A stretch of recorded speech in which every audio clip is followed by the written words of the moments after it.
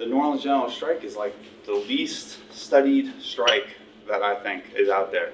The strike took place during a time when Jim Crow laws were expanding and racial tensions were growing throughout the United States.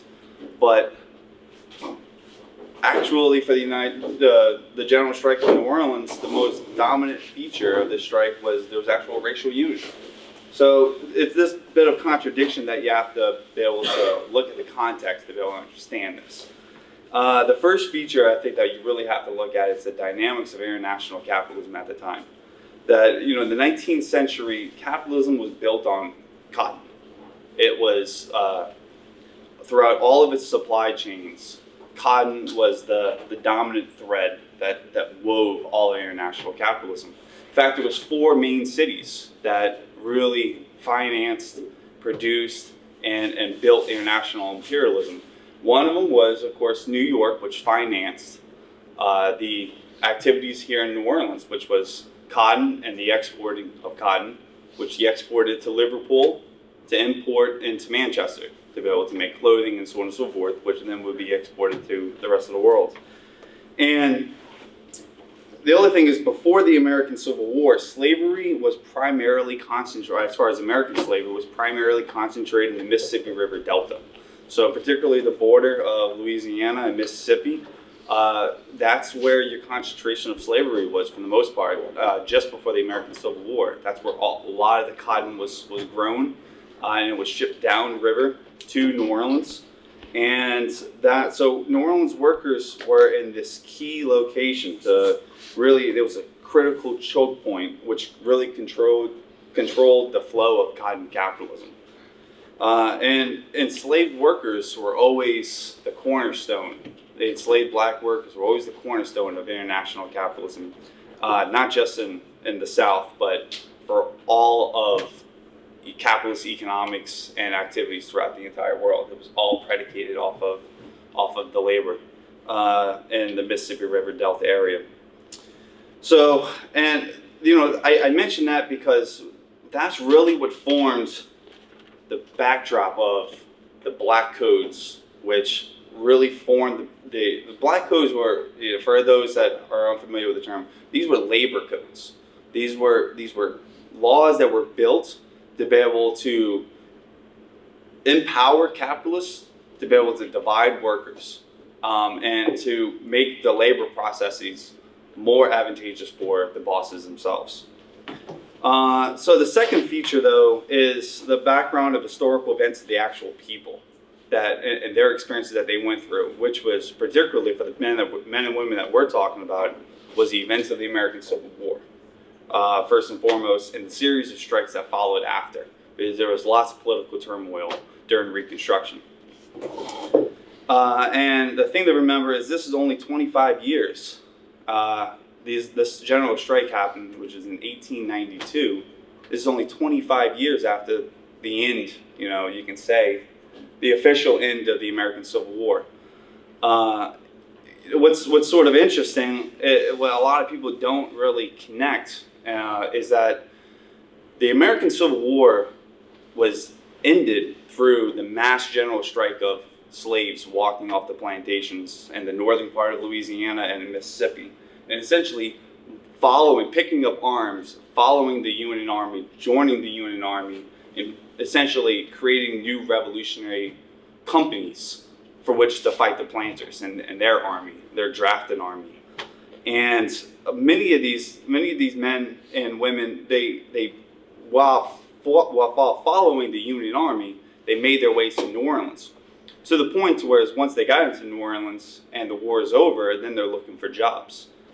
The least skilled job that you can find in New Orleans at the time, which New Orleans was an industrial center, brewed beer, they cooked sugar, refined oil, and so on and so forth. But the least skilled job was on the docks.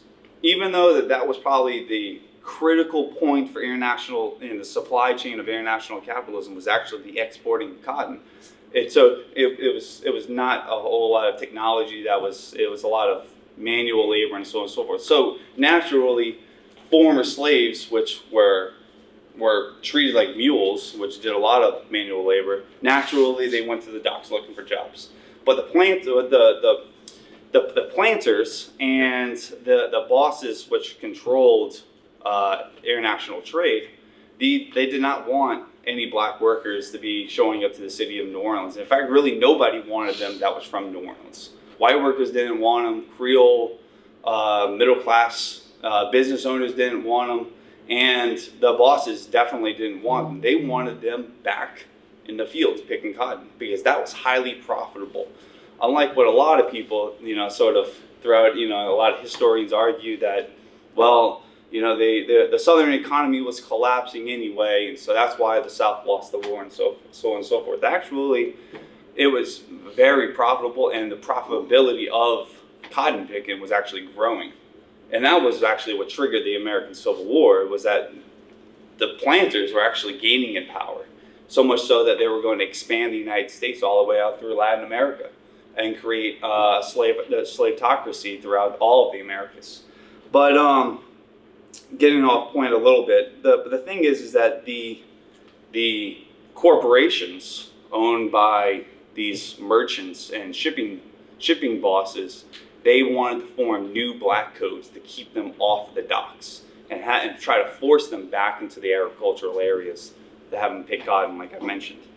And the Republican Party at the time, these new black codes, the new Republican Party, of course, was against it. But they were, even though New Orleans was an epicenter for Republicanism, they were too weak to actually stop these new black codes, which was trying to outlaw black labor on the docks. And these workers they felt like they had no other choice. There's like, hell, I'm going to go back because the planters had they didn't lose their property. So they had a choice to either stay there and fight and occupy the docks, demanding jobs, or go back to picking cotton under your own previous boss that you had just left, which probably would have, once again, tortured you, beat you, done certain things that are, in reprisal. But so they essentially, what happened in 1865, they occupied. I mention all this stuff because it was the first time that workers had saw and proved to themselves that collective mass action would be able to get the goods, because actually the government was forced to back down on these black codes. They forced the workers forced them through their own collective activities to allow them, to actually have jobs. And you can imagine this had a massive, impact on the psychology of these black workers, which had essentially freed themselves from slavery. And they already went on a mass general strike, picked up arms, and now formed trade unions that were independent of the Republicans, white workers, and the bosses. That they had made their own demands. And so that's a particular feature, an important feature, because that was the constant thread that has lasted throughout to today. That independent trade unionists, black trade unionists, have always looked toward their own trade union activities as a cultural institution to be able to preserve their stake within this city. But of course, once the economy dipped again, what was referred to as the long depressions, the 1870s, just before the general strike, white wages actually plummeted to that of black workers. That was important because then you were starting to have parity within wages of white workers that were working on the docks and black workers that were working on the docks. Race riots broke out. I mention this because there was, for a general strike that is often characterized as racial harmony, the thing that I actually kind of want to get across is there was never real racial harmony even in the general strike. It was a solidarity built through fear, intimidation, and mutual respect by demanding respect. So you would have these race riots that were actually on the docks. You had bands of white workers that were going throwing black workers into the river, and then vice versa. So you have these roving race riots that would happen. But depressionary economics served to create a shared outlook for all dock workers and create a common enemy in the Board of Trades. So getting closer to the general strike and what we're actually talking about, what really triggered this whole thing was called the Warmouth Proposal.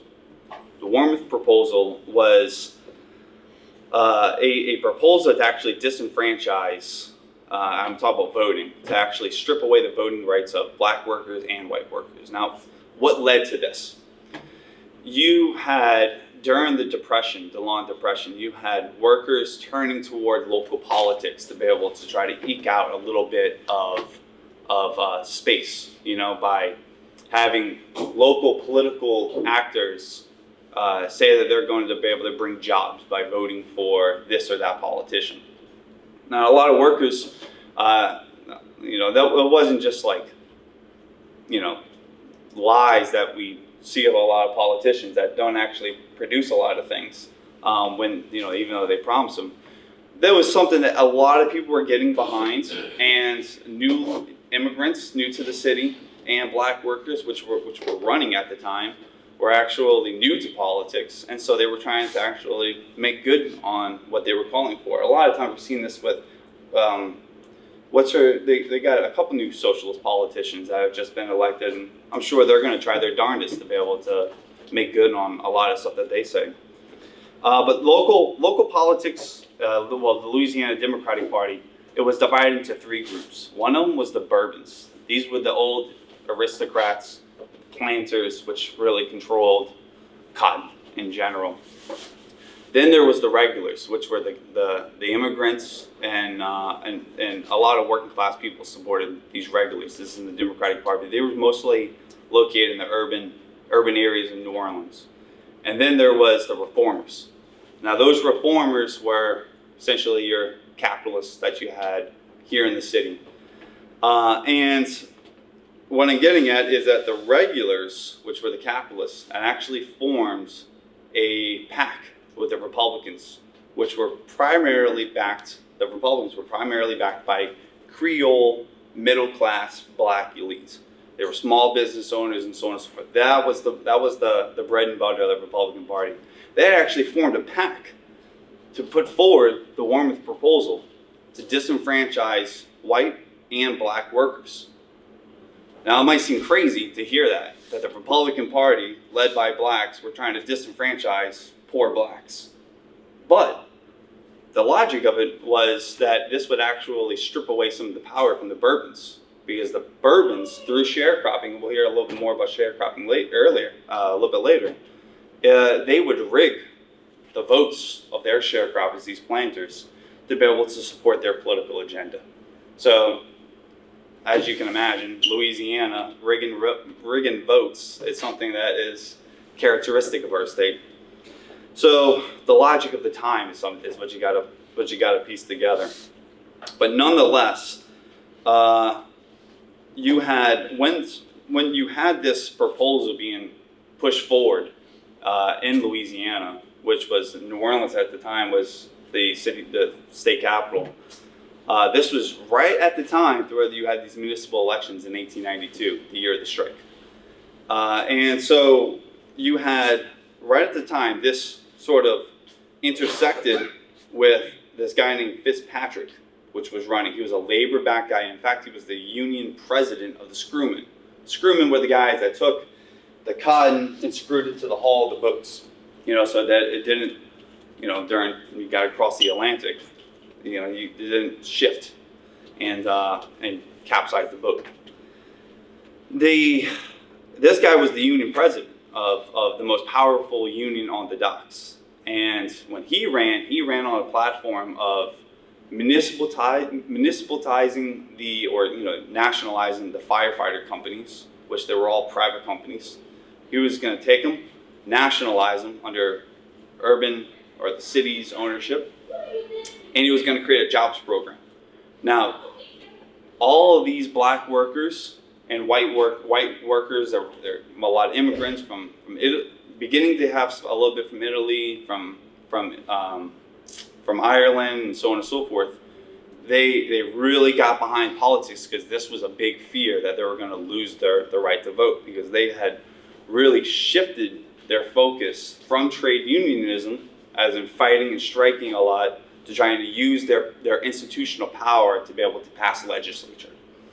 So if they lost that, then they felt as if they were going to lose a lot more. Well, Fitzgerald won handedly. And they nationalized the firefighter companies, and they built the jails on Tulane and Broad. It was a big government program to actually build these. They paved streets, they built sewers, and so on and so forth. The reason why this is important is because through that election, expectations rose tremendously for workers. They felt as if they were in power. Not only did their institutions bring about the electoral success of Fitzpatrick and the regulars, but they felt as if they controlled politics in the city.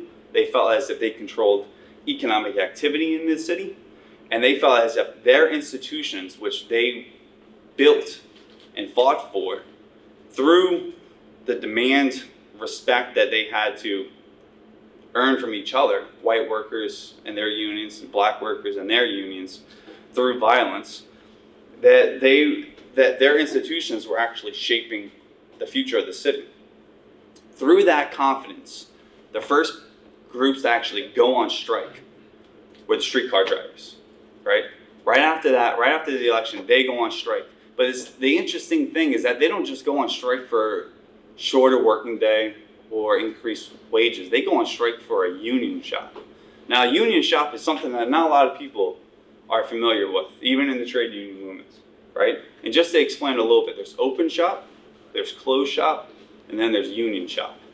Now, on the railroad, we have a closed shop, and that's something I'm grateful for, that no matter what, everybody that comes in and gets hired, they have to be a part of the union, no matter whether they like it or not, although there's nobody that really complains.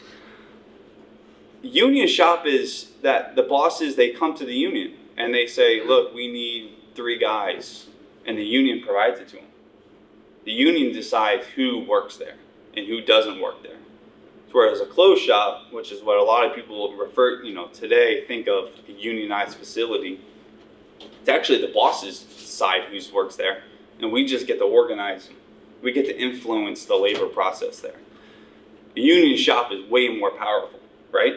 So what's important is that these guys were actually striking for a union shop. This is in 1892, right? We're going through this process to where there's still race riots, and they're laying down the most ultimate principle of trade unionism and demanding an agreement for a union shop. They won not only a 10-hour day, they won massive wage hikes, and they won a union shop handedly after shutting down, taking about 700 engineers, railroad engineers, shutting down the city, paralyzed everything. They won within a matter of days. Right after that, the AFL-CIO launched this massive membership campaign. Anybody who wants to be a part of the labor movement, sign up. And out of that, they formed 30 unions. And they were forming unions here, there, and everywhere. And out of that, they were able to form, to try to organize everything, this working man's amalgamated council. This is kind of what we can refer to as today as the labor councils that we have. And the working man's amalgamated council represented 40,000 men, which was about 16% of the population. And the AFL-CIO was essentially going on the offensive to organize the labor power of New Orleans. Because before, they had organized 30 new unions. There was only about 16 unions before. There were massive unions, the brewery union, the sugar refinery union, and all the dock unions, the railroad unions, and so on and so forth. But there was only about 16. They had grown, they had more than doubled the amount of unions that were in the city. Out of that, there was something called the Triple Alliance that was formed on the dock itself. Now, the Triple Alliance was between 3 different unions. One of them was the Black Teamsters that would organize a bit of the rail. It was a railroad union that essentially removed the cargo off of the freight trains. And then you had the white Packers Union, And see, I have it written down here. Where is it? What was the other group? I forget what it was, but it was a package. It was a package that had something to do with it. But all of the job classifications were all roughly the same. They were all working in the same areas of taking the cargo off of the trains, packing them, scalement. Thank you. The scalement, which they weighed the cotton and then they packed the cotton. So these guys had formed a triple alliance. They marched down to Magazine Street, and this building's still there today. If you ever go down Magazine Street, it's by, what's that square, Lafayette Square? Lafayette, in the CBD. Yeah. About a block toward the French Quarter from there, you can see it. Board of Trade, right, on the building. That's where, that was like the boss's union place, you know? And they marched down there and they pretty much had the agreement in hand, and it pretty much went up to the boss and says, here you go, you can sign this or else. And the bosses looked at it and they were like, looking at a unified black workers and two white, workers, and saying, we'll negotiate with you white workers, but we're not going to negotiate with you. We're not giving you a union shop to the black workers. Now at that point, the white workers had two decisions, the choice of two. They could either say, well, shit, we're going to get a union shop. We can just take that, which, you can look at the validity of this. Actually, you can say, well, we're going to take this, and then we're going to try to come back later. Now that we're stronger, and we can come back later. Or you can just stand in principle. You can say that maybe it's being stubborn, or just stand in principle and saying, no, union shop for everybody, regardless of race, or else we're going on strike. Well, the bosses essentially said no. They tried to call their bluff. Well, they went on strike, and immediately after that, you had these organic.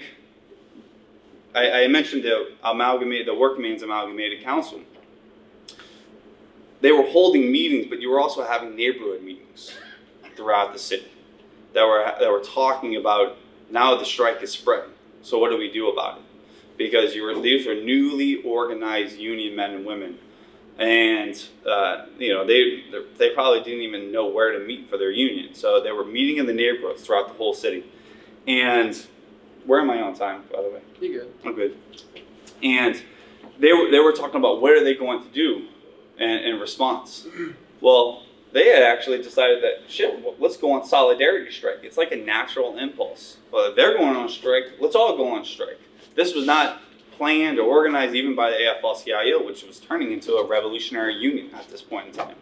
And they themselves were threatening to go on strike. So they then went to their boss and says, you know what, if you don't give us a union shop, then we're also going on strike. And out of that, the Workingmen's Amalgamated Council, they elected or delegated, I'm actually not sure how they came up with these 5 people, but they came up with what was referred to as the Labor Committee. The Labor Committee was 5 people to represent the entire city's labor movement. 4 of them were from the more traditional conservative trade unions that had existed even before the American Civil War. One of them was represented by James Porter. James Porter was the man who led the streetcar drivers. He was a former slave turned radical socialist. James Porter was the moral authority of the of the Labor Committee. And they were tasked with entering into negotiations on behalf of labor with the bosses at the Board of Trade. Once that lasted about a day, and there was no progress, all of the workers at the Workingmen's Amalgamated Council, all the delegates essentially somersaulted over their own delegated, I'll say delegates, I don't know if they were elected or not, delegated leadership, and just went on strike anyway. They were like, we're not waiting for this crap. They want to negotiate and talk and talk and talk. We're just going on strike anyway.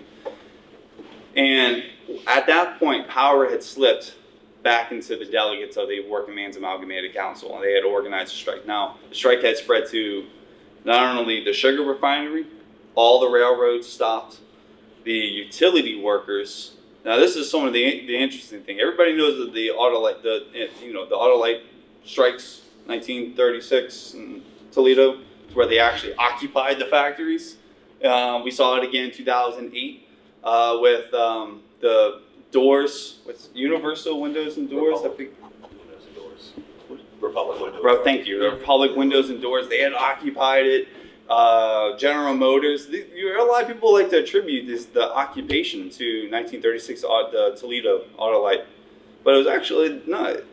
In 1892, the gas workers occupied their facilities and cut the gas off, which everything was powered through gas in the city. And they shut the whole city's lights off. It was pitch black.